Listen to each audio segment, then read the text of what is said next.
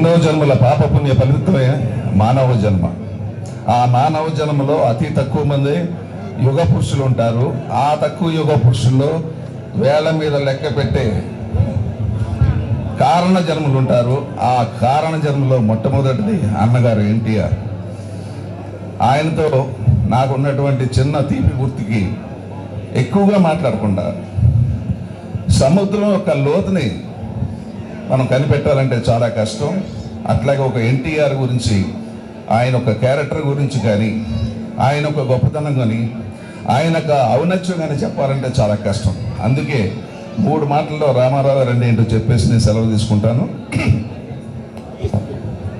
జీవితంలో ఏది చెయ్యాలో చెప్పేది రామాయణం, జీవితంలో ఏది చెయ్యకూడదో చెప్పేది మహాభారతం, జీవితం ఎలా జీవించాలో చెప్పేది భగవద్గీత. అట్లాగే ఒక నటుడుగా, ఒక రాజకీయ నాయకుడిగా, ఒక నిర్మాతగా, ఒక దర్శకుడిగా, ఒక సీఎంగా ఆయన గురించి తెలవాలంటే ఒక్క ఎన్టీఆర్ చరిత్ర తప్ప మరొకటి లేదని చెప్పి మీ అందరికీ సెలవు తీసుకుంటున్నాను. నమస్తే, జై హింద్.